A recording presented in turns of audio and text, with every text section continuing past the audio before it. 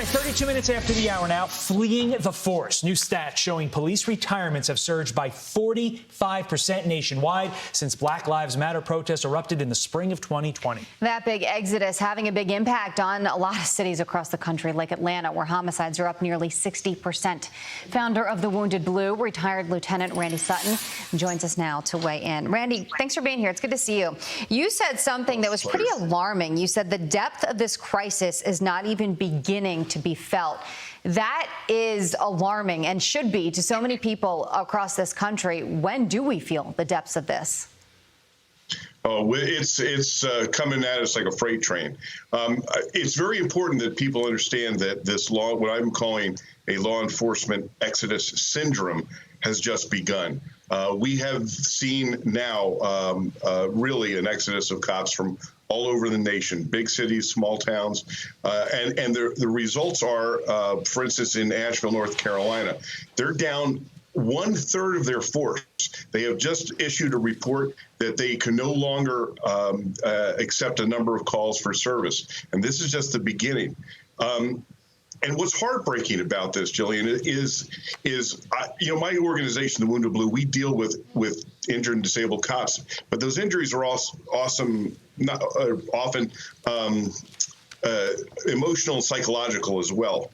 And it's really taking a toll. This entire anti-law enforcement attitude, the government turning its back on the officers, is having a severe. It's becoming a severe crisis as far as mental health.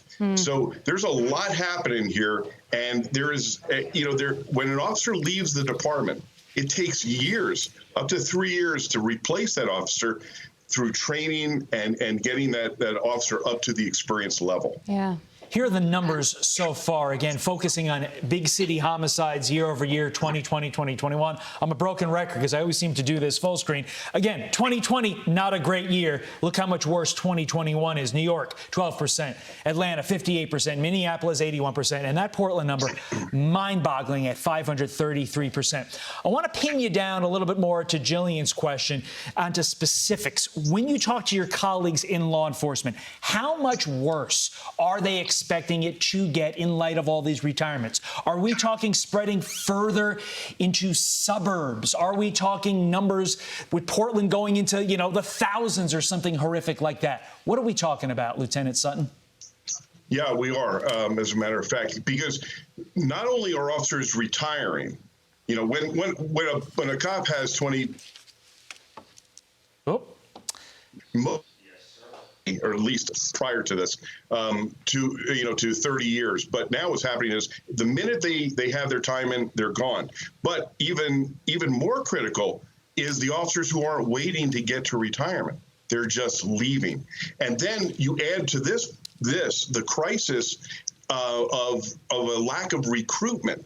You see, even in Las Vegas, where there hasn't been a big defunding movement, recruitment is down 57%.